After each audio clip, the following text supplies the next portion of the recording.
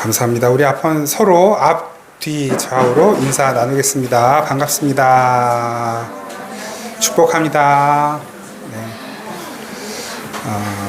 벌써 이제 벌초하러 가신 가정이 계시고 또 시골에 다니러 가셨다 올라오시는 가정이 계시고 그래서 오늘 안 보이시는 분은 다 그런 가정이십니다. 그래서 이따 또 오후 찬양 예배 또 오신다 하니까 그때 같이 예배 드리면 되겠고요.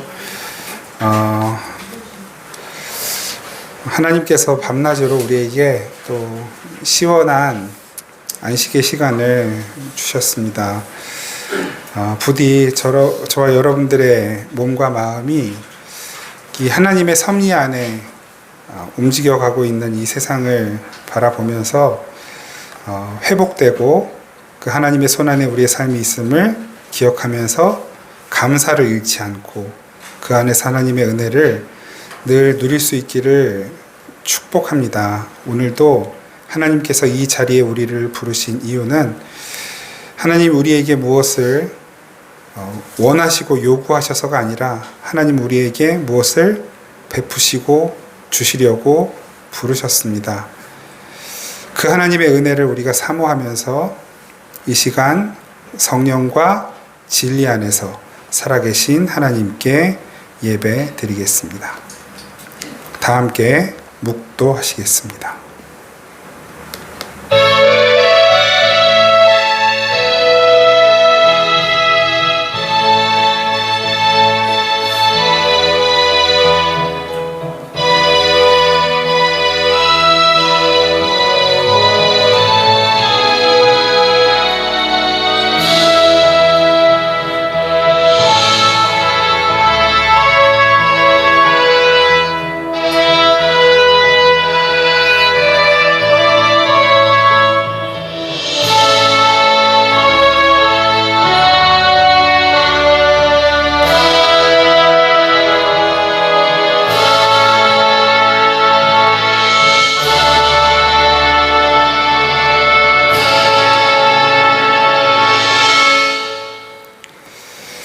이와 같이 성령도 우리의 연약함을 도우시나니 우리는 마땅히 기도할 바를 알지 못하나 오직 성령이 말할 수 없는 탄식으로 우리를 위하여 친히 간구하시느니라.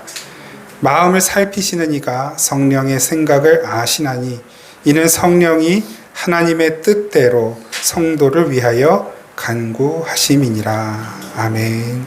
지금도 우리를 위해 하나님 앞에 말할 수 없는 탄식으로 간구하시며 우리의 모든 죄를 덮으시고 허물을 감추시고 우리의 예배가 온전한 예배가 되도록 이끄시는 성령님 감사합니다. 그 성령의 은혜를 베푸시려고 우리를 위해 십자가에 못 박혀 죽으시고 부활하셔서 영원한 생명 주신 예수 그리스도를 찬양합니다. 우리의 참 아버지가 되신 우리를 누구보다 사랑하시는 우리 아버지 하나님을 찬양합니다. 성삼위 하나님이 찬양 받으시고 기뻐하시고 영광 받으시는 예배가 되게 하옵소서. 예수 그리스도의 이름으로 기원하옵나이다. 아멘. 찬송가 35장 함께 찬양하겠습니다. 35장 찬양 드립니다.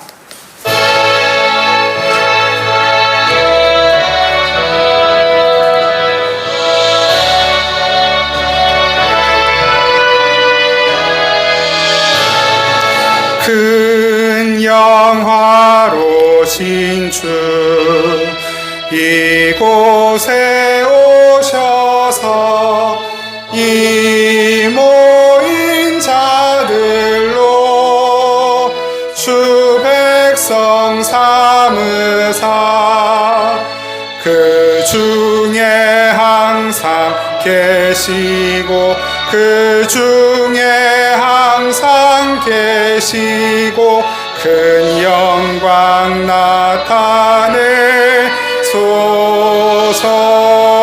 이 백성 기도와 또 예물 드림이 향내와 같으니 주 받으옵소서.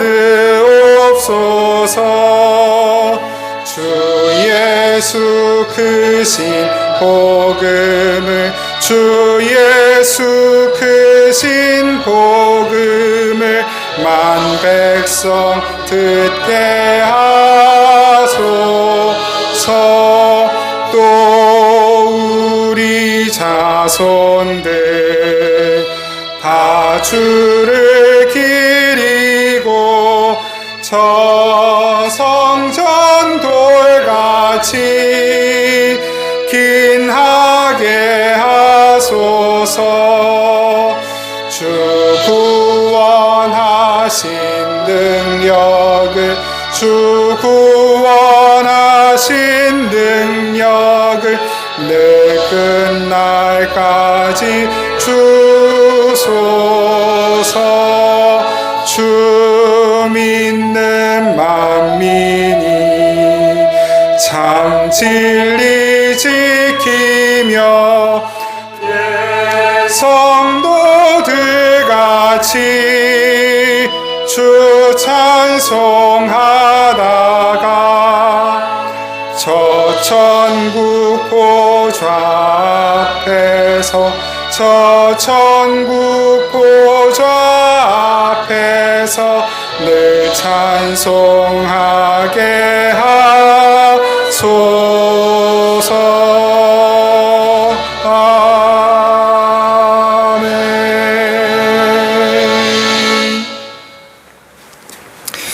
우리 지난 한 주간 동안 하나님 앞에 지었던 모든 죄와 허물들을 침묵으로 고백하며 함께 기도합니다.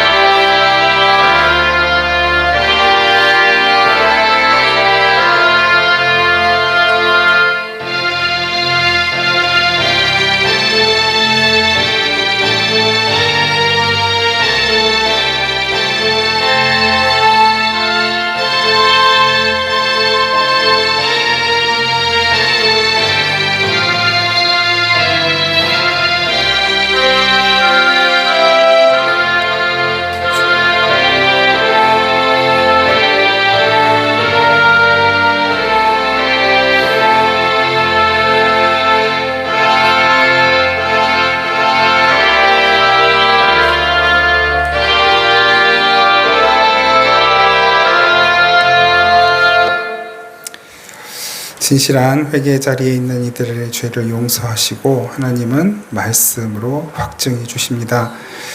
이것은 죄 사함을 얻게 하려고 많은 사람을 위하여 흘리는 바 나의 피 곧 언약의 피니라. 아멘. 나는 전능하신 아버지 하나님 천지의 창조주를 믿습니다. 나는 그의 유일하신 아들 우리 주 예수 그리스도를 믿습니다. 그는 성령으로 잉태되어 동정녀 마리아에게서 나시고 본디오 빌라도에게 고난을 받아 십자가에 못 박혀 죽으시고 장사된 지 사흘 만에 죽은 자 가운데서 다시 살아나셨으며 하늘에 오르시어 전능하신 아버지 하나님 우편에 앉아 계시다가 거기로부터 살아있는 자와 죽은 자를 심판하러 오십니다. 나는 성령을 믿으며 거룩한 공교회와 성도의 교제와 죄를 용서받는 것과 몸의 부활과 영생을 믿습니다. 아멘. 찬송가 183장 찬양 드립니다. 183장 함께 찬양하겠습니다.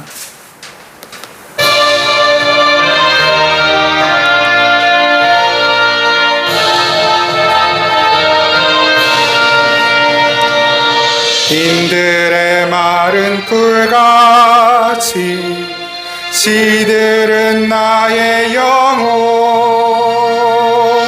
주님이 약속한 성령 간절히 기다리네. 가물어 메마른 땅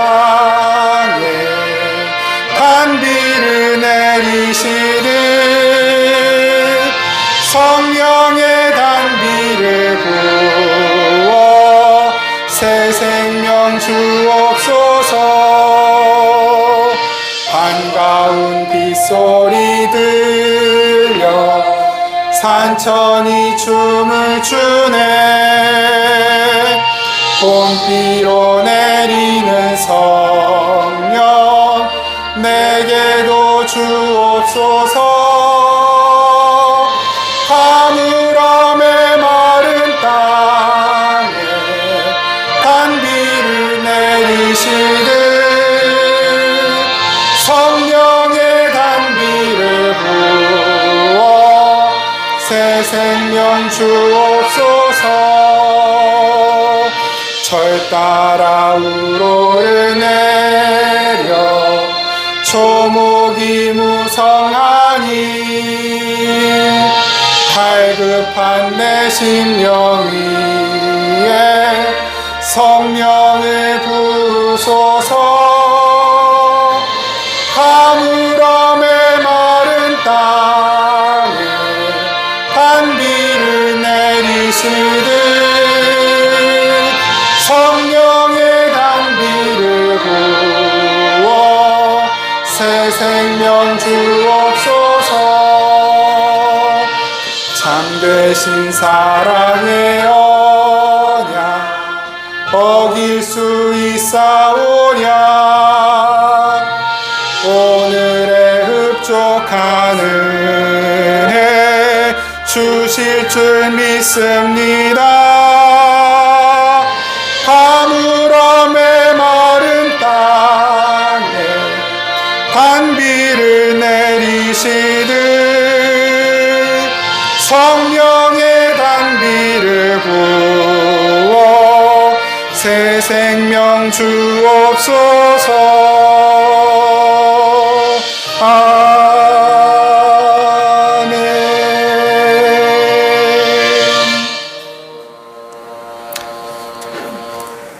이렇게 기도드리겠습니다.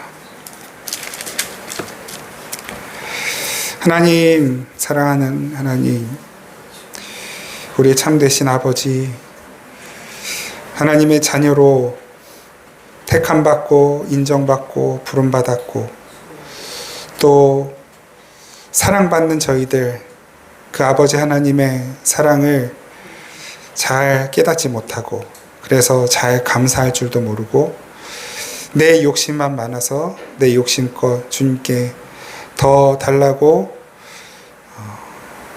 외칠 줄만 아는 저희들의 이 연약함과 또 부끄러운 모습 그대로 주님 앞에 가지고 왔습니다. 하나님, 저희들을 긍휼히 여기시고 저희들의 이 부족함을 하나님의 사랑으로, 은혜로, 하나님의 지혜로, 또 하나님의 성품으로 채워주셔서 매일매일 하루하루 또 한날 한날이 더욱 우리 아버지 하나님의 성품을 닮아가고 예수 그리스도의 모습을 닮아가고 성령의 능력을 닮아가는 저희들이 되게 하옵소서. 그렇게 주님을 닮아가는 삶 속에서 찾아오는 많은 어려움과 위기들은 하나님께서 우리를 더욱 성숙케 하시고 성장시키시려는 의도된 선물인 것을 잊지 않게 하시고 그 위기와 어려움들을 하나하나 잘 딛고 올라서서 주님 더 크고 넓은 마음, 넓은 시야로 세상을 바라보고 사람들을 바라보고 또 나 자신을 바라보는 여유롭고 넉넉한 사람이 되게 하옵소서. 그렇게 이 세상을 품을 줄 알고 이웃을 품을 줄 알고 나 자신을 제대로 이해할 줄 아는 그 지혜를 가지고 이 세상을 살아갈 때 내 욕심껏 사는 것보다 주님의 뜻을 따라 그렇게 세상을 위해 이웃을 사랑하며 살아가는 것이 가장 복되고 가치 있는 삶이며 그것이 곧 우리 아버지 하나님을 기쁘시게 하는 일이며 하나님을 사랑하는 일이라는 것을 저희들이 기억하고 아버지 허락하신 그날 하루하루를 주와 함께 살게 하옵소서. 우리의 눈으로 바라보는 세상, 우리의 눈으로 바라보는 우리의 이웃과 가정과 우리 자신은 여전히 너무나 허물이 많고 마음이 기뻐지고 즐거워지기보다는 답답하고 아쉬운 마음이 들 때가 훨씬 더 많은 것이 사실입니다. 주님, 이 상황 가운데 저희들이 무엇을 해야 하는지를 분명히 알기 원합니다. 주님 주시는 지혜로 아버지 세상을 위해 기도하게 하옵소서. 우리의 이웃과 가정을 위해 더욱 기도하게 하옵소서.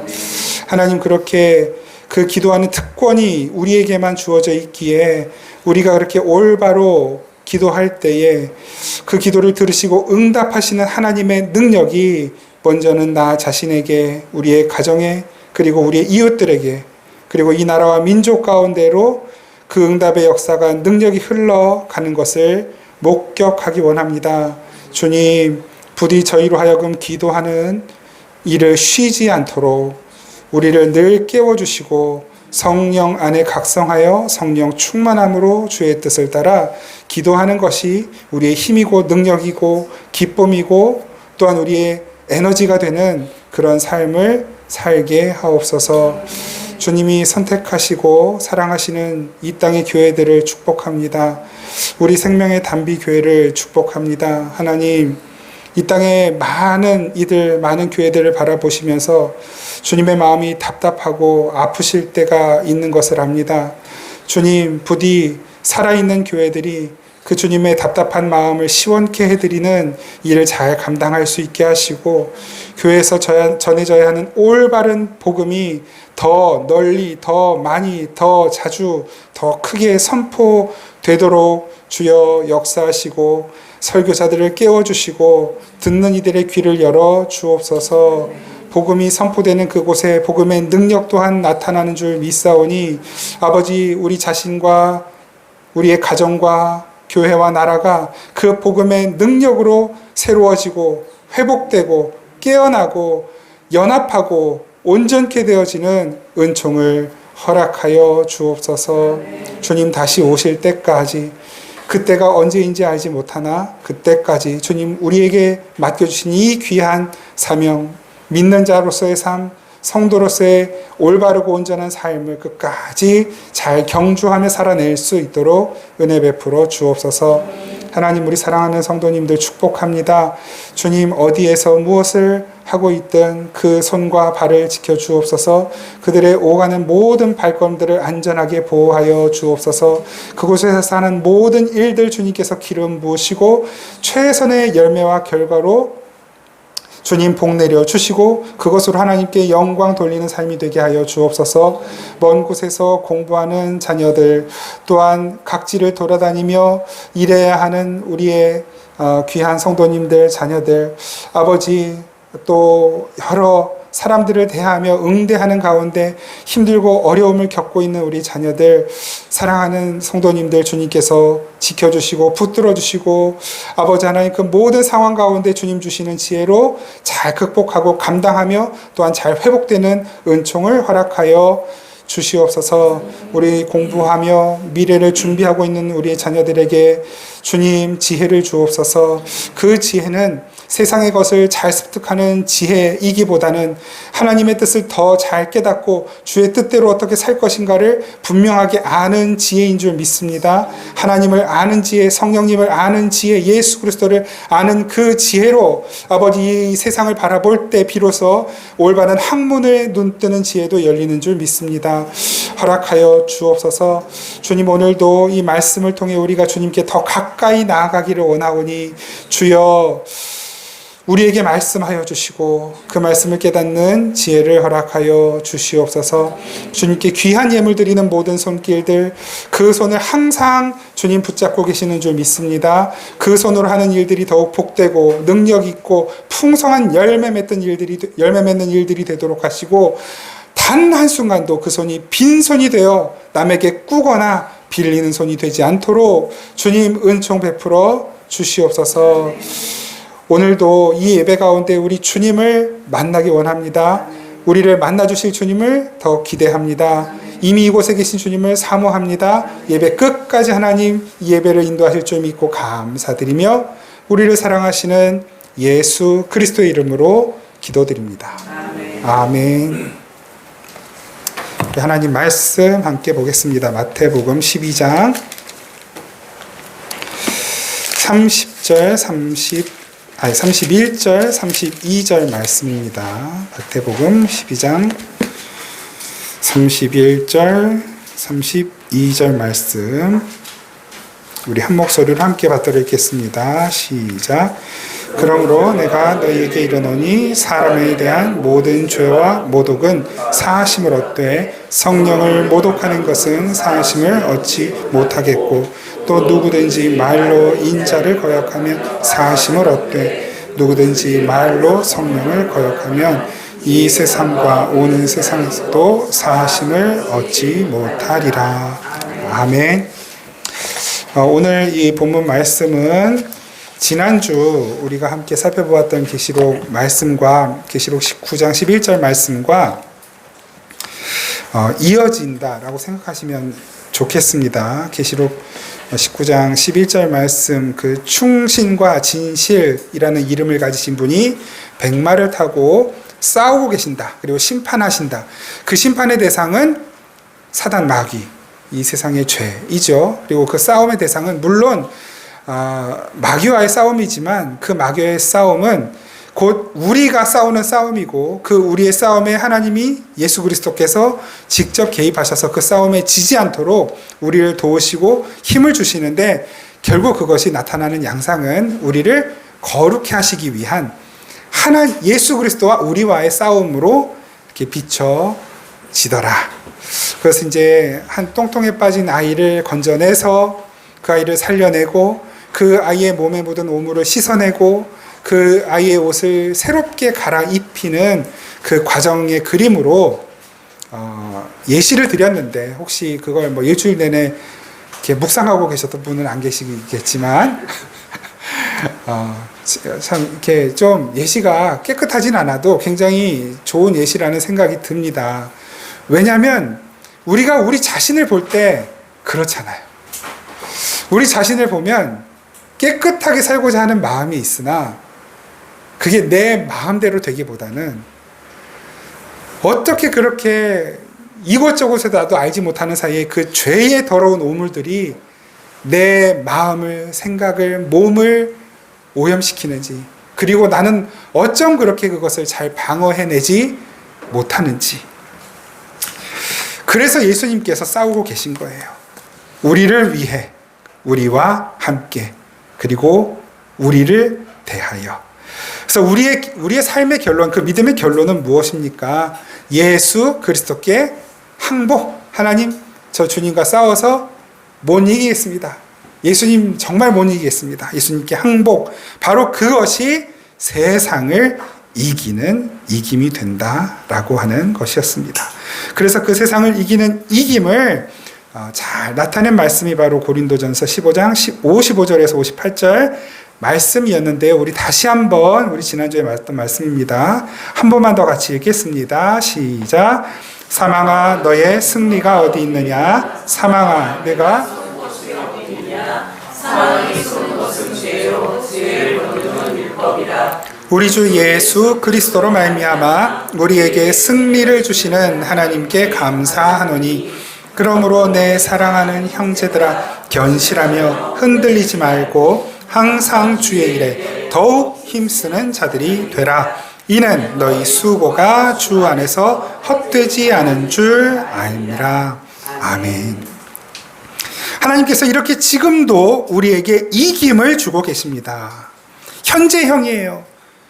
진행형인 것입니다. 하나님은 한번 이기게 해놓고 그 경험으로 우리를 살게 하시는 것이 아니라 계속해서 우리에게 이김을 주셔요. 그래서 우리는 우리를 수시로 공격해오는 그 사망, 죄의 결말, 결국 죄의 가장 무서운 혹독한 형벌인 그 사망이 우리를 옥죄어 올 때마다 우리는 사망아, 네가 어떻게 우리를 이길 수 있느냐? 네가 어떻게 예수를 이길 수 있느냐? 네가 어떻게 예수 안에 있는 나를 이길 수 있느냐라고 당당히 외치면서 사망아 너의 쏘는 것이 어디 있느냐라고 그렇게 그 사망 앞에서도 당당할 수 있는 것이 바로 우리들, 예수 안에 있는 우리들 이긴 것입니다. 이렇게 그 백마를 타고 왕으로서 우리를 정복하시고 다스리시고 통치하시며 우리를 이기고 계시는 예수 그리스도의 그 열심이 우리로 하여금 항상 주의 일에 힘쓰는 자로 만들어내는 것. 그 주의 일이라는 게 뭡니까? 교회 일이 주의 일입니까? 물론 교회 일도 주의 일이죠. 저 같은 사람에 한해서는 교회 일이 주의 일이에요. 근데 진짜 그 주의 일이 뭐예요? 예수님께서 오셔서 하신 일이 무슨 일이십니까? 예수님의 일. 그 예수님의 일은 한마디로 말하면 새로운 창조의 일이셨잖아요. 하나님께서 천지를 창조하셨던 그 일을 새롭게 창조하시는 새 창조요 재창조로서 새 예루살렘, 영원한 천국으로 우리를 이끌어 가시는 그 일이셨습니다.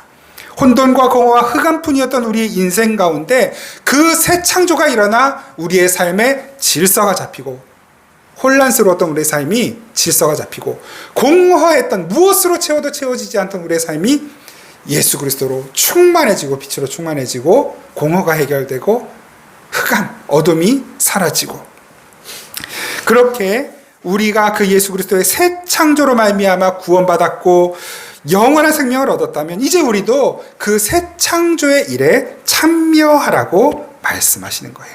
바로 그것이 주의 일에 더욱 힘쓰는 자들이 되라 라는 말씀이고, 그것은 예수께서 우리를 주의 일에 힘쓰는 자로 만들겠다라고 하는 선언이신 것입니다. 우리의 선택이 아니라 주님이 우리를 그런 사람으로 만들어내시겠다는 거예요.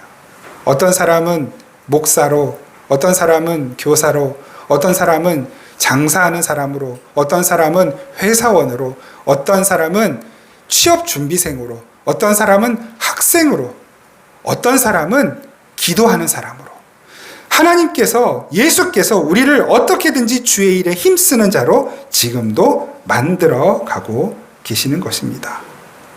그것이 우리의 이김이에요. 그것이 기독교입니다. 기독교는 이렇게 이 세상에서 내 소원, 내 뜻, 내 욕심을 충족시키는 종교가 결코 아닙니다.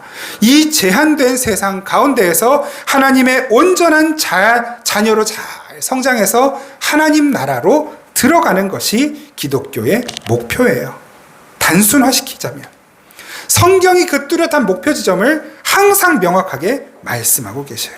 그런데 우리의 눈에, 사람들의 눈에, 이 육신의 눈으로 보는 이 땅의 것들로 인하여 우리는 진짜 진실한 참된 삶의 목표, 이 믿음, 신앙생활의 목표를 자꾸 까먹는 거예요. 잊어버리는 것이죠. 사탄의 미혹에 속아서. 그러니까 때때로 우리가 예배당에 앉아서도 세상의 것들을 자꾸 걱정하게 되고, 뭐 남 얘기 아닙니다. 제 얘기예요. 설교 준비하면서도, 이런 설교를 준비하면서도 세상의 것들로 자꾸 걱정하고 염려하고 있는, 그것이 바로 우리들의 모습, 저의 모습뿐이겠습니까? 여러분들도 저보다 덜 하시겠지만 비슷하실 거 아닙니까?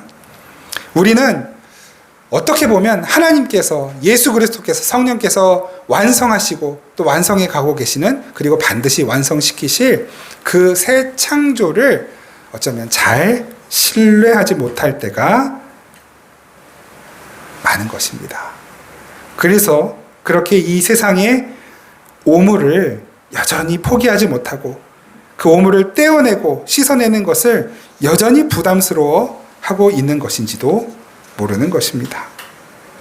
그런데 예수님께서는 바로 그러한 삶을, 그러한 사람들, 이 세상의 오물에 취하여 살아가고 그 하나님의 음성이 귀를 기울이지 아니하고 주의 일에 참여하지 않는 이들을 가리켜 오늘 본문처럼 말씀하고 계시는 것입니다.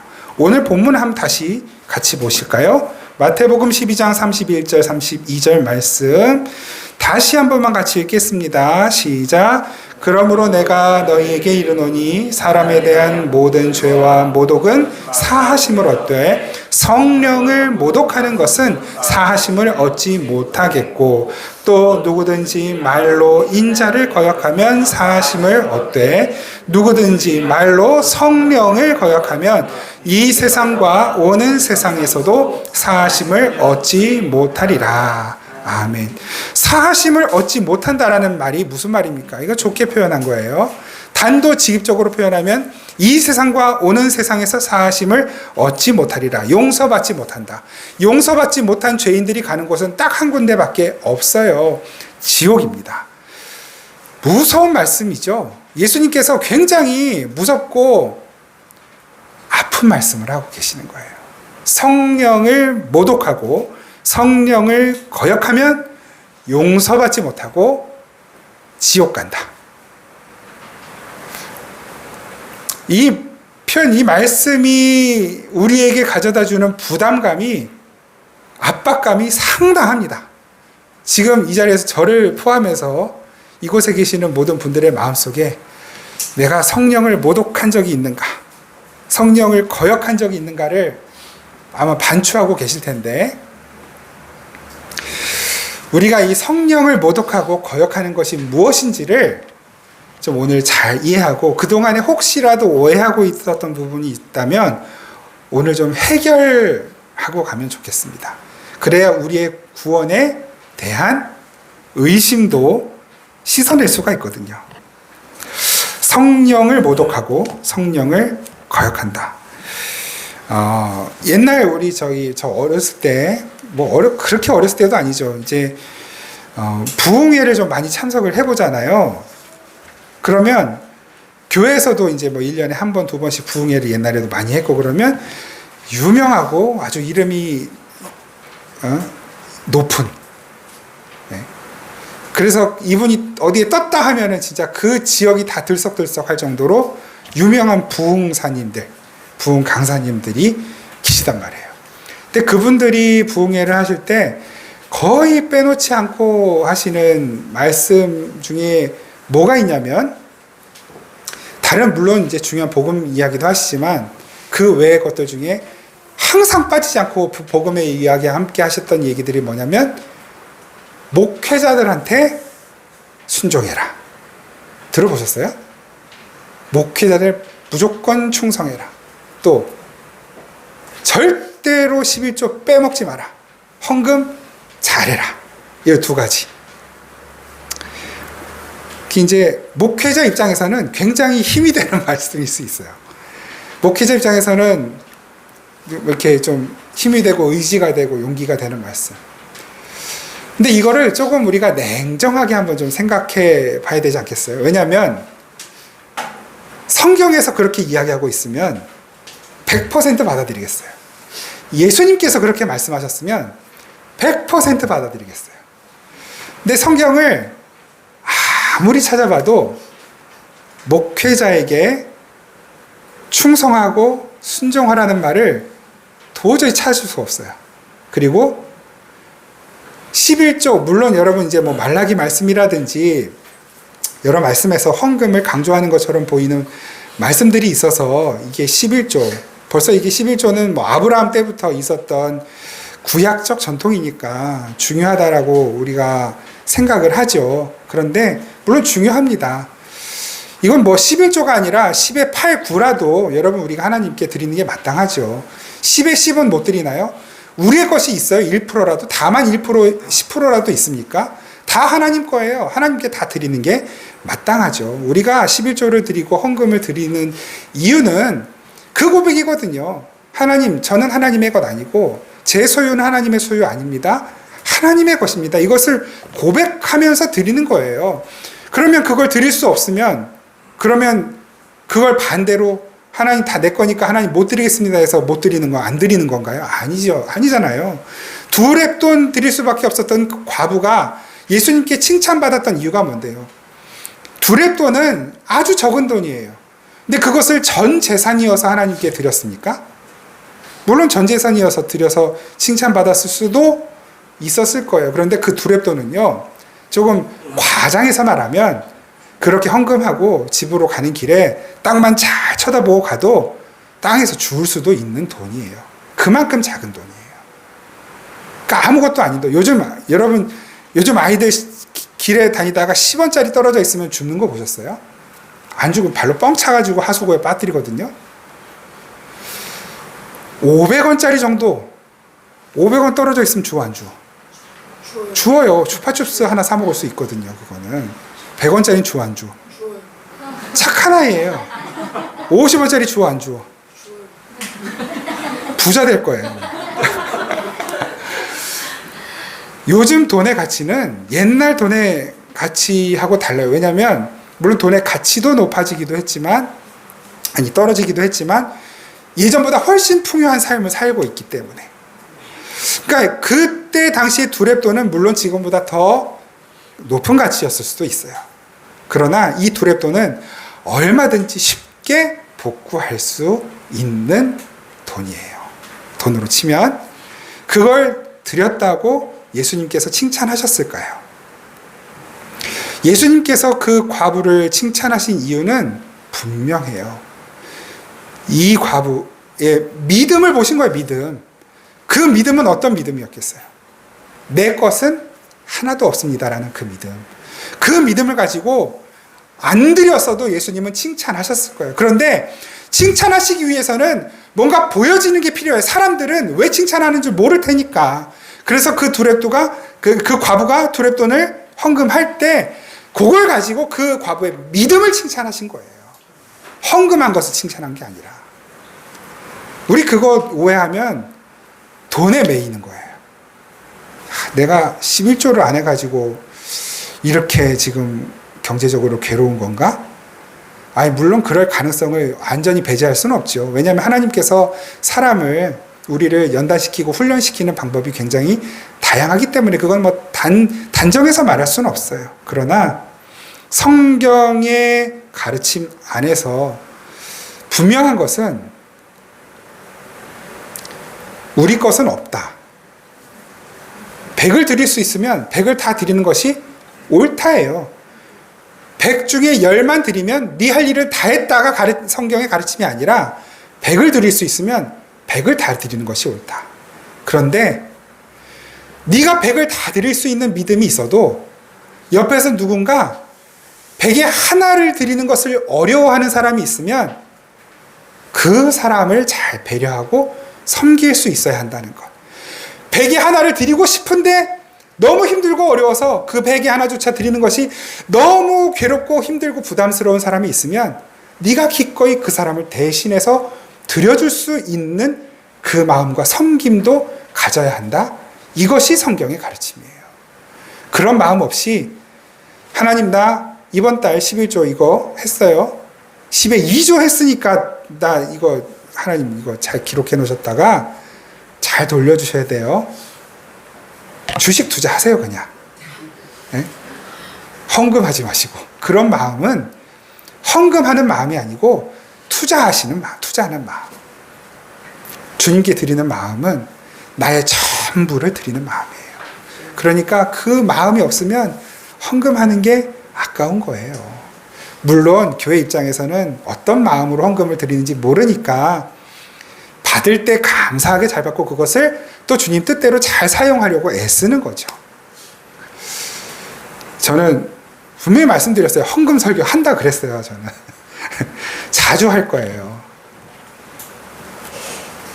무슨 얘기하다 이렇게 됐지? 아무튼 옛날 부흥사님들, 그러니까 엉뚱한 얘기 같네요.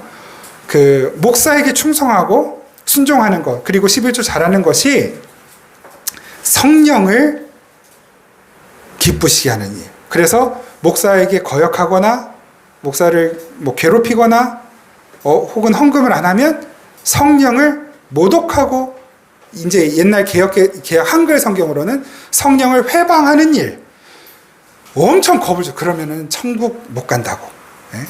그러면 천국 가는 거 곤란해진다고. 천국 가는 사다리에 다리가 하나씩 이렇게 빠지는 거라고. 주일 한번 빠지면 천국 가는 사다리에서 다리 하나 빠지고, 11조 한번 빼먹으면 그 위에 또 다리 하나 빠지고. 그런 논리로 소위 죄송합니다. 성도들을 협박을 했죠. 그런데 그때는 그게 또 잘 통했어요. 순수했거든요.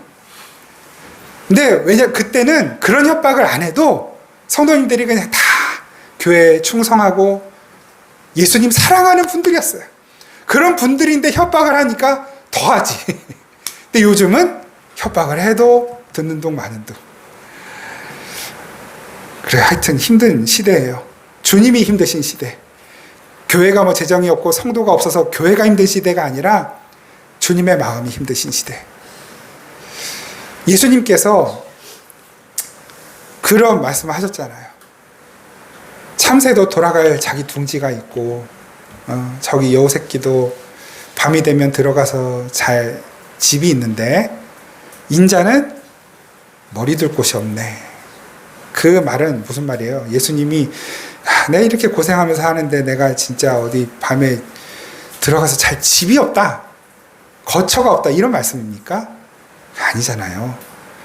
분명히 성경은 말씀하시죠. 우리의 머리는 예수 그리스도여야 돼요. 교회의 머리는 예수 그리스도여야 한다고요.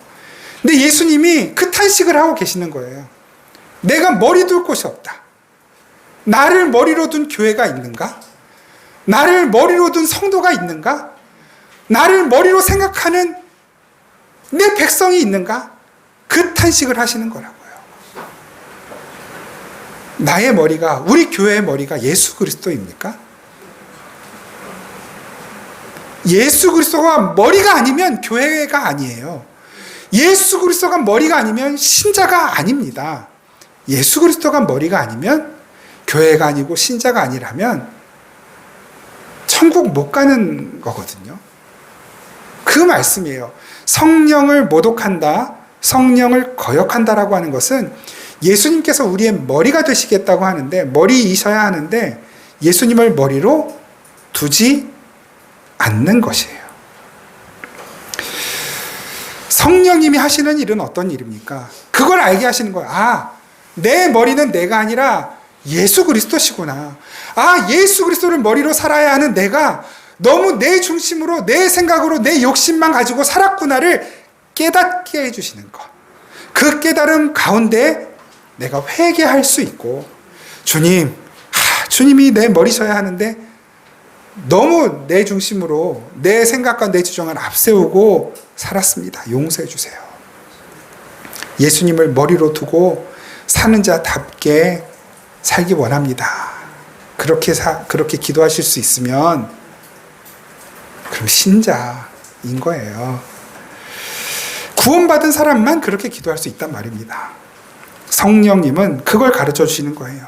죄에 대하여, 의에 대하여, 심판에 대하여 깨닫게 하시고, 예수 그리스도가 누구신지, 은혜가 무엇인지, 구원이 무엇인지를 우리에게 이해시키시고, 그 구원받은 자답게 살아가도록 우리를 가르치시고 세워주시고 우리를 거룩하게 하시는 그 일, 바로 그것이 성령님의 일인 것입니다. 그 예수 그리스도로 말미암아 우리에게 얻어지고 이루어진 그 구원을 우리의 삶에 실제로 적용시켜 주시는 분, 바로 그분이 성령님이에요. 그분을 그래서 뭐라 합니까?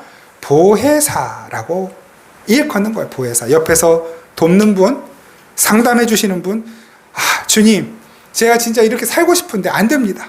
주님, 내가 이렇게 살아도 내가 신자가 맞습니까? 묻는 거예요. 그걸 그대로 가지고 우리 앞서 예배 시작하면서 예배로 부름의 말씀으로 함께 했지만, 그런 탄식을 우리 성령님께서 우리 하나님 아버지 앞에 가지고 가주시는 거예요. 그리고 성령님께서 지혜로 우리를 깨닫게 하셔서 이 믿음의 길에서 벗어나지 않도록 우리를 인도하시는 것입니다. 그러니까 그것 아닌 다른 것으로 성령님을 오해하게 하고 지나치게 막 목사를 신성하게 우상처럼 보이게 만들거나 받들라고 강요하거나, 혹은 교회에 헌금을 하지 않으면 무슨 큰일이 날 것처럼 협박을 하는 식으로 말을 하거나 하는 분들의 이야기는, 물론 무조건 걸으라는 것은 아니지만 잘 말 그대로 걸러서 들으시고, 버릴 것은 잘 버리시고 취할 것만 잘 취하시는 지혜를 가지시길 바랍니다. 그 지혜는 성령님이 주시는 지혜예요. 그래서 성령님은 몇몇의 특별한 사람에게만 오시는 분이 아니에요. 몇몇의 특별한 사람들만 통해서 일하시는 분이 아닙니다. 성령님은 모든 하나님의 백성에게 이미 임하셨어요. 예수 그리스도를 나를 구주로 고백할 수 있는 사람이라면, 예수 그리스도가 나의 주인이심을, 예수가 나의 머리이심을 인정하고 고백할 수 있는 사람이라면 이미 성령님이 그 안에 계시는 것입니다. 성령이 아니고서는 예수 그리스도를 주로 고백할 수 없기 때문입니다. 소수의 선택된 사람들만 통해서 일하시는 것 아니에요. 그러니 절대로 목사가 하는 일을 방해하거나 어깃장을 놓는 것이 성령을 모독하고 거역하는 것이 아닌 것입니다. 그러니까 얼마나 목회자에 대한 겁을 먹고 있었는지 지금은 그런 사람들 많이 없지만 있긴 있죠. 있어요. 그러니까 목사가 하는 말이 진리가 돼서 성경이 아닌 다른 이야기, 이념 얘기를 해도 우리 목사님이 하신 얘기니까 거기에 무조건 찬동하고 그 선동에 넘어가서 예수님의 이름에 먹칠이 되든가 말든가, 교회의 얼굴에 똥칠이 되든가 말든가, 자기들 하고 싶은 얘기만 하는 집단이 여전히 있긴 있죠. 그러니까 그 교회 돈으로 뭘 하든지 아무 말도 못하고, 그죠? 교회 돈으로 목회자가 뭘 하든지 그냥 오히려 감춰주고, 그죠? 예전에도 한번 나왔죠. 그 만민중앙교회, 지금은 감옥에 있으니까 편하게 이름을 이야기해도 되겠죠. 그 교회 헌금 가지고 라스베가스에 가가지고 막 이게 도박했잖아요. 그 나중에 밝혀지니까 뭐라 얘기했습니까? 내가 이 교회 재정을 좀 어떻게든지 불려보려고. 그러니까 성도들이 뭐래? 아멘, 아멘. 목사님, 우리 목사님 이러면서 속지 마시라고요. 오늘날에 그건 이제 거기는 기독교도 아니지만 왜 오늘날 많은 기독교의 이름을 달고 있는 교회들 목회자들이 여전히 그런 목회자들이 여전히 그 말의 힘과 권세가 있는 것일까요? 어떻게 여전히 이 기독교가 예수 믿으면 복 받고 병 낫고 그렇게 다른 종교에서도 말하는 것을 똑같이 더 강조해서 말하는 저급한 종교처럼 여전히 그 오명을 씻지 못하고 있는 것입니까? 목사가 목회를 소위 성공한 목회를 하려면, 그리고 인정받고 존경받고 인기 많은 목회를 하려면 사람들이 원하는 것을 말해줘야 하고, 사람들이 원하는 모습으로 있어줘야 하고, 사람들이 원하는 외모와 사람들이 원하는 학력과 사람들이 원하는 언변과 사람들이 원하는 서비스를 제공해 주어야만 합니다. 그러면 사람들이 모이죠. 사람들이 돈도 갖다 바치고. 이 세상에 태어난 모든 인간들이 공통적으로 추구하는 것, 남들의 부러움을 받으면서 잘 먹고 잘 사는 것 아니겠습니까? 그러니까 목사들이 자기 말만 잘 들으면, 내가 하라는 대로만 잘하면 여러분들은 그런 인생을 살 수 있을 것입니다. 하나님이 도와주셔서, 성령님이 역사하셔서 여러분들은 그런 꿈을 이루실 수 있을 것입니다 라고 말하는 곳에 당연히 사람들은 모이게 되어 있는 것이고, 그 교회 안에서 단 한두 사람이라도 그런 사례가 발생하면 이제 그때부터 주가는 막 치솟는 것이죠. 야, 이 교회 다니는 누군가가 진짜로 목사님 말대로 해가지고 돈 벌고 인기도 얻고 사업고시 합격했대.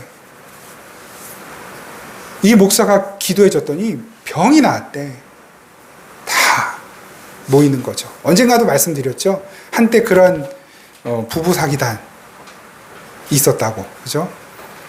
목사하고 개척하는 교회 목사하고 거래를 해요. 그래서 목사가 그 부부에게 얼마 사례를 주면 이제 소문을 내주는 거예요. 다니면서. 처음 들어봐? 옛날에 있어서 지금은 없겠지만, 야, 이 교회 목사님이 우리 사업장 와서 한번 기도해 줬더니 그때부터 매출이 2배씩 오르는 거야. 이 교회 11조 했더니 그때부터 막 문제 다 빚 다 갚고 우리 아들 서울대 갔잖아. 그런 있었다고요. 진짜로 그 교회는 그럼 부흥하는 거예요. 소위 세상적인 표현으로. 여러분, 우리 교회도 그런 교회로 한번 해볼까요? 좀 예배당도 좀 옮기고. 네? 여러분도 좀 이제 오래된 차 좀 그만 타고 싶지 않으세요? 자녀들도 잘 되는 거 보고 싶지 않으신가요? 예수님께서 오셔서 하신 일은 그런 우리의 소원을 들어주신 일이 아니었습니다. 마태복음 12장 18절 19절 말씀 같이 한번 보실까요? 마태복음 12장 18절 19절 시작. 보라, 내가 택한 종 곧 내 마음에 기뻐하는 바 내가 사랑하는 자로다. 내가 내 영을 그에게 줄 터이니 그가 심판을 이방에 알게 하리라. 그는 다투지도 아니하며 들레지도 아니하리. 아무도 길에서 그 소리를 듣지 못하리라. 아멘. 이게 무슨 말이냐면 성부 하나님께서 성령 하나님을 성자 하나님이신 예수님께 주신다라고 하는 말씀이에요. 보라, 내가 택한 종 곧 내 마음이 기뻐하는 바 내가 사랑하는 자로다. 내가 내 영을 그에게 줄 터이니. 그렇게 해서 성령 하나님이 성자이신 예수 안에 거하시게 되면 예수님이 하시는 일은 무엇? 그 심판을 이방에 알게 하시고 복음을 전하시고 세상과 다투지 않으시고 들렌다. 이게 들렌 소란스럽게 하고 선동하는 거거든요. 들리지도 아니하실 것이다 라고 말씀하시는 거예요. 어수선하고 시끄럽게 떠들지 않으셨다는 거예요. 성령을 받으신 예수님의 사역은 자기를 감추시는 겸손한 사역이었습니다. 성령이 이끄시는 사역은 그렇게 세상의 인기를 끌고 사람들을 모으는 것으로 이루어지는 것이 아닌 것입니다. 예수님께서 기적을 베푸셨죠. 귀신도 쫓아내셨고 죽은 자까지도 살려내셨어요. 그런데 그러한 기적을 베푸신 것은 예수님 자신을 드러내시고 사람들을 모으시기 위한 수단이 아니라 그 하나님 나라가 어떤 나라인지를 아직은 완성되지 않은 그 복음을 미리 보여주시기 위한 수단으로서 그 기적을 베푸셨던 거예요. 그러니까 그러한 기적들을 베푸신 다음에는 항상 어떻게 해요? 예수님이 도망가 버리시는 거예요. 사람들이 못 쫓아오게. 그리고 뭐라고 말씀하셔요? 가서 이거 봤다고 얘기하지 말라고. 이거 이런 일이 일어났다고 어디 가서 떠들지 말라고 예수님이 말씀하시잖아요. 아직은 자신을 드러내시면 안 되는 것이었기 때문에 사람들이 이러한 기적만 보고 진짜 복음을 오해할까 봐 예수님은 그걸 막으신 거예요. 마태복음 12장 28절 말씀 같이 한번 읽겠습니다. 시작.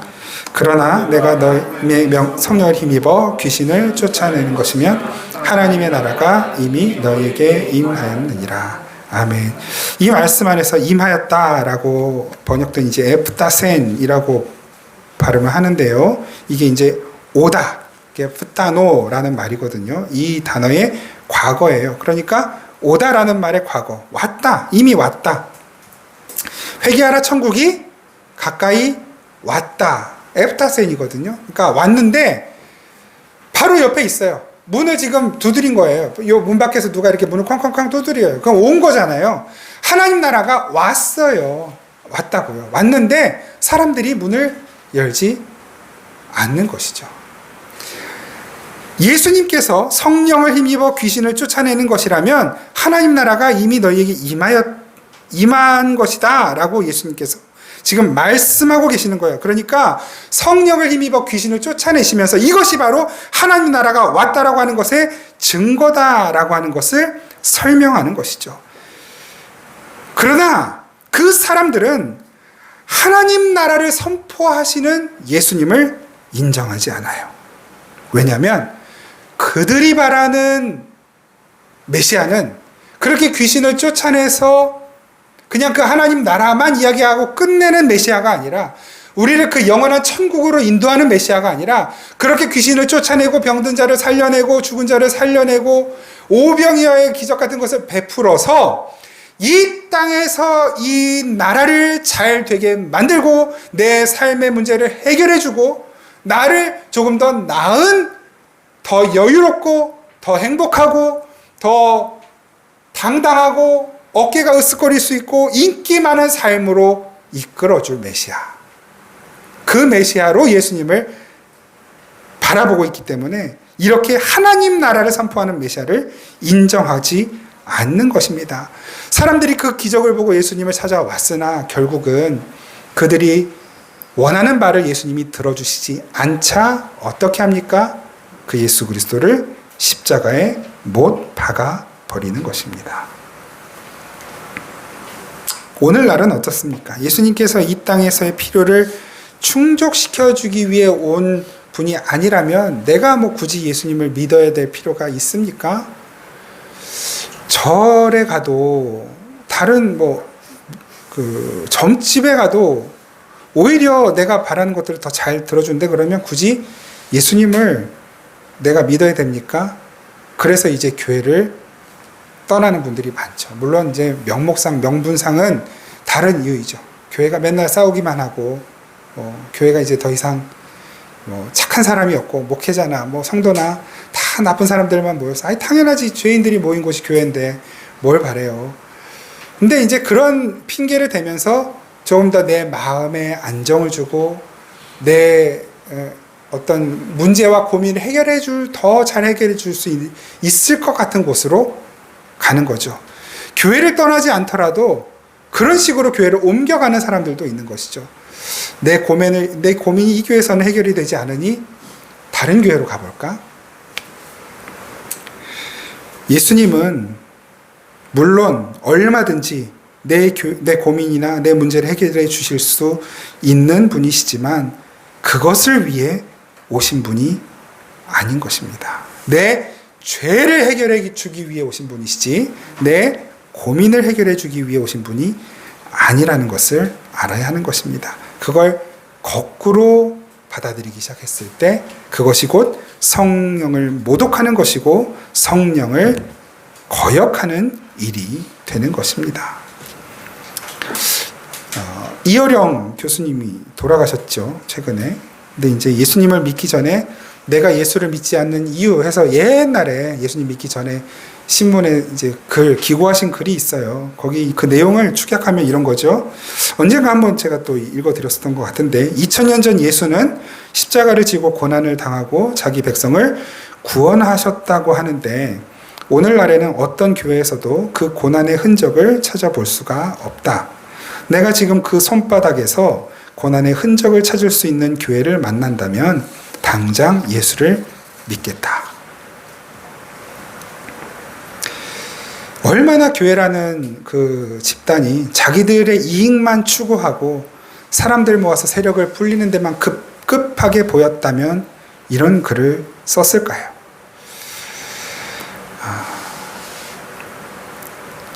전에도 말씀드린 적이 있지만 구약시대에 하나님의 축복을 받은 사람들로 상징되는 이들이 부유하게 되고 힘을 얻고 권세를 가지고 전쟁에서 이기고 하는 이 모습을 보여줬던 것은 예수 그리스도로 인해서 아직 복음이 선포되지 않을 때, 복음이 완성되지 않을 때 그 하나님 나라의 풍요로움과 하나님의 강하심과 완전하심을 그렇게 그냥 가시적으로 보여주는 것이었어요.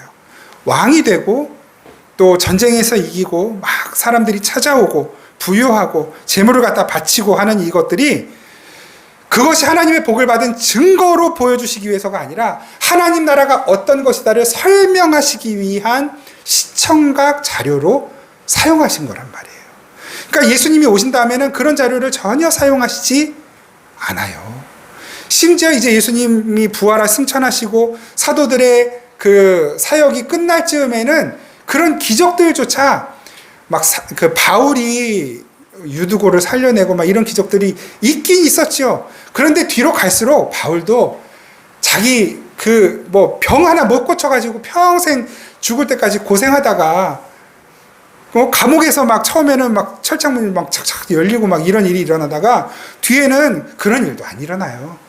그렇게 사도들이 복음을 전하다가 감옥에 갇혀서 병들어서 피부 질환 앓다가 문둥병 앓다가 그렇게 고생하다가 때로는 바닷가에서 모래사장에 거꾸로 박혀서 죽기도 하고 끓는 기름에 튀겨져 죽기도 하고 그래도 아무 일도 일어나지 않는 그 모습으로 복음이 전해진다고요. 그럼에도 불구하고 주님 제가 기꺼이 이 일 감당합니다. 그게 성령님이 하시는 일이었다고요. 성령이 너희에게 임하시면 어떻게 돼요? 너희가 권능을 받고, 그 권능은 어떤 권능? 예루살렘과 유다와 사마리아와 땅끝까지 이르러 기꺼이 예수의 증인이 되는 권능. 그 일을 감당하는 가운데 때로는 말도 못할 어려움이 찾아오고, 병도 들고, 가족을 잃기도 하고, 궁핍해지기도 하지만, 그럼에도 불구하고 기꺼이 복음을 끝까지 전하는 권능. 성령의 권능이라면, 이것이 성령의 권능이라면, 여러분 기꺼이 그 성령님, 소위 찬양에서 하는 것처럼 성령님 와주십시오, 성령님 초청합니다, 성령님 저를 충만케 해주십시오. 여러분 정말로 성령이 충만해져서 그런 삶으로 우리를 인도하신다면 기꺼이 가시겠습니까? 이 핏덩어리 같은 자녀들 두고 할 일이 산더미 같은데, 그래도 성령님이 강권하시면 기꺼이 하실 수 있겠냐고요. 저는 자신이 없어요. 제가 앞서서 이렇게 저는 하겠습니다 이렇게 해야 되는데, 저도 자신이 없어요. 여기에서 더 새로운 부르심으로 인도하신다면, 주님, 진짜 이게 주님이 맞습니까? 주님 저를 부르시는 게 맞습니까? 아마 모르겠어요. 자신이 없어요. 그런 우리들을 성령님이 하시는 일이 뭐냐면, 그럼에도 불구하고 마치 아브라함이 이삭의 심장에 칼을 들이밀고 주님이 말씀하시는 것이니 기꺼이 이삭을 주님께 바칩니다라고 하기까지 순종할 만큼, 그 순종이 우리의 삶에서 내놓아질 만큼 주님을 신뢰하고 사랑할 수 있는 자로 만들어 가시는 것이 바로 성령님이 하시는 일이에요. 그 성령님께 우리의 삶을 맡겨드리는 것. 이렇게 말도 안 되게 이해도 안 되는 그런 어거지스럽게 성령님이 그렇게 이끄시진 않죠. 왜냐하면 인격적이신 분이기 때문에, 인격이시기 때문에. 언제, 어디서, 어떻게 주님께서 우리를 어떤 일을 하라고, 어떻게 되라고, 어떤 것을 선택하라고, 어떤 마음을 가지라고, 참으라고, 그래도 사랑하라고, 섬기라고, 기다리라고, 절제하라고, 순종하라고 하실 때, 나는 불완전하지만 한번 해보는 것, 그래도 주님의 말씀 한번 따라가 보는 것, 그것이 성령께 순종하는 사람들인 것입니다. 저도, 여러분들도 우리 주님께만 인정받으면 돼요. 사람들에게 인기가 없어도, 세상 사람들이 알아주지 않아도 우리 예수님께서 인정해 주시면 되는 겁니다. 마태복음 11장 2절에서 6절 같이 한번 읽겠습니다. 시작. 요한이 옥에서 그리스도께서 하신 말 듣고 제자들을 보내어 예수께 여짜오되 오실 그이가 당신이오니까 우리가 다른 일을 기다리오리까. 예수께서 대답하여 이르시되 너희가 가서 듣고 보는 것을 요한에게 알리되 맹인이 보며 걸으며 나병 환자가 깨끗함을 받으며 못 듣는 자가 들으며 죽은 자가 살아나며 가난한 자에게 복음이 전파된다 하라. 누구든지 나로 말미암아 실족하지 아니하는 자는 복이 있도다 하시니라. 아멘. 예수님께서 이 말씀은 이사야서에 예언된 메시아가 오시면 일어날 일을 기록한 그 이사야서의 예언을 인용해서 말씀하신 거죠. 그게 이제 이사야 35장에 있는데요. 제가 그 부분을 읽어드리겠습니다. 이사야 35장 4절에서 6절. 겁내는 자들에게 이르기를 굳세어라, 두려워하지 마라. 보라 너희 하나님이 오사 보복하시며 갚아주실 것이라. 하나님이 오사 너희를 구하시리라 하라. 그때 맹인의 눈이 밝을 것이며 못 듣는 사람의 귀가 열릴 것이며 그때 저는 자는 사슴같이 뛸 것이며 말 못하는 자의 혀는 노래하리니 이는 광야에서 물이 솟겠고 사막에서 시내가 흐를 것임이라. 아멘. 세례 요한이 옥에 갇혔어요. 여기서 이 마태복음 11장 요한은 세례 요한이에요. 세례 요한이 옥에 갇혔어요. 세례 요한이 한 일이 뭡니까? 평생 약대 토론만 있고 메뚜기에 그냥 바위에서 어떻게 어쩌다 발견하는 꿀 먹으면서 예수님 오실 길을 예비했던 사람. 보라 세상 죄를 지고 가는 하나님의 어린 양이다. 나는 저분이 하실 일을 발끝만큼도 못 쫓아간다. 나는 지금 물로 세례를 주지만 저분이 야말로 진정한 세례, 성령의 세례를 주시는 분이다라고 외쳤던 세례 요한 아닙니까? 그런 세례 요한이 헤롯에게 잡혀서 감옥에 갇혔어요. 죽을 날을 기다리고 있어요. 두렵습니다. 무서워요. 세례 요한도 무섭고 두려운 거예요. 평생 성령을 위해, 성령님의 뜻을 쫓아 주를 위해 일했으나 그 순간은 너무 두려운 거예요. 그래서 묻는 거예요. 예수님 정말로 주님이 당신이 내가 선포한 그분이 정말 맞습니까? 평생 그걸 했는데도 불구하고 마지막에 가서 그거 확인하고 있는 거예요. 그래서 예수님이 이 말씀으로 격려해 주시는 거예요. 겁내지 마라. 두려워하지 마라. 하나님이 보복해 주실 것이다. 예수님의 그 위로의 말씀 듣고 세례 요한 기꺼이 어떤 일이 일어납니까? 옥문이 열렸나요? 자유를 얻었습니까? 그 자리에서 목베임 당해 죽었습니다.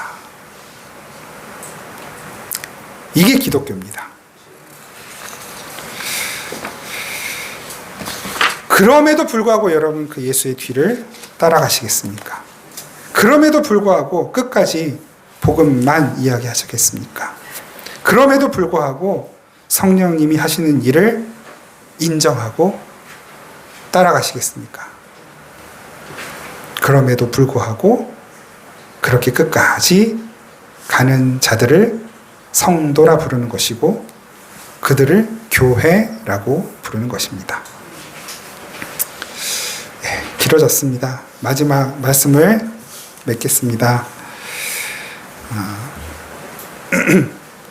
늘 또 다시 말씀드리지만 우리 생명의 단비교회는 물론 이 메마른 땅에 단비 같은 하나님의 말씀을, 복음을 선포하고 외치는 교회입니다.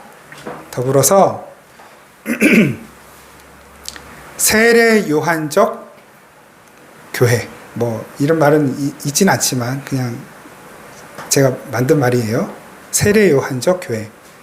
그러니까 세례 요한이 그 삶에 늘 기준이 되었던 예수 그리스도가 흥하여야 하시고 나는 쇠하여야 하리라. 뭐 그래서 그랬는지 몰라도 뭐 좋은 옷도 안 입었죠. 약대 털옷. 왜냐하면 질기고 오래 가니까. 관리가 쉬우니까. 대충 입어도 되니까. 티가 안 나니까. 그 메뚜기. 어디서나 구할 수 있으니까. 꿀. 뭐 그것도 뭐 벌이 있는 곳에는 늘 있으니까. 물론 우리가 그렇게 일부러 힘들고 어려운 삶을 살자라는 이야기가 아닙니다. 그 예수님만 드러내고 자신은 그렇게 점점 감추어지고 달아지다가 결국에는 사라졌던 우리 교회. 그래서 원래 제가 우리 교회를 처음 시작하면서 지으려고 했던 이름은 곧 망할 교회. 그러니까 이게 되게 반발이 심해가지고 생명의 단비교회를 한 건데요. 그러니까 곧 망할 교회는 진짜로 망했으면 좋겠다 망할 교회가 아니라 예수님이 흥하셔야 하기 때문에 예수님이 흥하셔야 하기 때문에 근데 예수님이 흥하셔야 되는 이름은 어디든지 너무 많잖아요. 너무 많잖아. 뭐 영광교회, 부흥교회, 뭐 주님의 교회, 뭐 너무 많잖아요.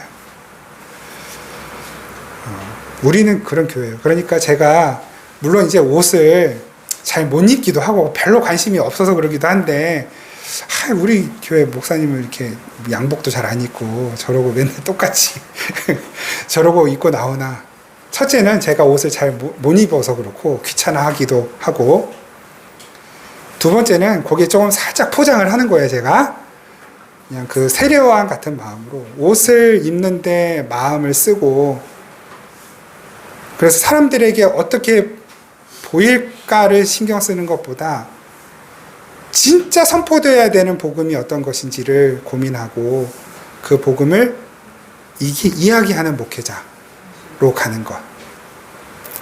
그게 제 딱 한 가지 바람이거든요. 하여튼 그렇게는 알고나 계세요. 그리고 제가 뭐 옷 못 입는다 뭘 하시는 건 자유인데, 너무 막 이렇게 시험이 드시면 제가 양복 입을게요. 네? 너무 시험 드실 것 같으면 제가 좀 하여튼 잘 입겠지만, 너무 그렇게 시험 드시지 않으면 그냥 모른 척 눈 감아 주시고 그냥 그러려니 하세요. 늘 감사합니다. 잘해 주시려고 하고, 늘 하여튼 제가 너무 과분합니다. 늘 그런 사랑을 봐도 되는지 모르겠습니다. 네, 죄송합니다. 제 말을 대신 너무 죄송합니다. 그럼에도 불구하고 잘 섬겨주시고 예배해 주셔서 너무 감사하고, 하여튼 뭐 이런 말을 하려고 아닌 건 아닌데, 우리 교회는 우리 주님 바라보실 때, 이게 진짜 마지막, 내가 이 시대의 이 땅의 교회들을 볼 때마다 너무 답답하다, 너무 마음이 힘들다 하시는 와중에, 그래도 아직까지 진짜 교회 같은 교회가 있구나. 네. 자, 그 가시덤불 속에 장미꽃처럼 피어 있는 교회가 있구나. 그렇게 보이는 교회가 바로 여러분들이시기를 축복합니다. 기도하겠습니다. 우리가 때때로 주님 손을 놓치더라도 주님 우리 손 놓지 마시고 끝까지 이렇게 우리 주님만 바라보고 살도록, 우리 예수님만 사랑하며 살도록, 성령의 인도하심 따라 살도록, 우리 사랑하는 아버지 하나님의 집에 가게 될 그날을 소망하며 살도록 이 생명의 단비 교회를, 이 땅의 교회들을, 우리들을 이끌어 주옵소서. 예수님 이름으로 기도합니다. 아멘. 우리 주 예수 그리스도의 은혜와 우리 아버지 하나님의 신실하신 사랑과 성령이 교통하시고 가르치시고 도우시고 이끄시고 인도하시며 온전케 하시고 회복시키시고 새롭게 하시는 은혜가 이 시간 다시 한번 성령님의 인도하심을 따라 한 걸음 한 걸음 믿음의 이 삶을 살아내기 원합니다. 소원하는 마음으로 이 세상 나아가는 생명의 단비교회 모든 성도들, 모든 그 가정들, 속한 모든 공동체와 직장과 일터, 학교, 그리고 이 땅의 교회들, 이 나라와 민족 위에 항상 함께 계시기를 간절히 축원하옵나이다. 아멘.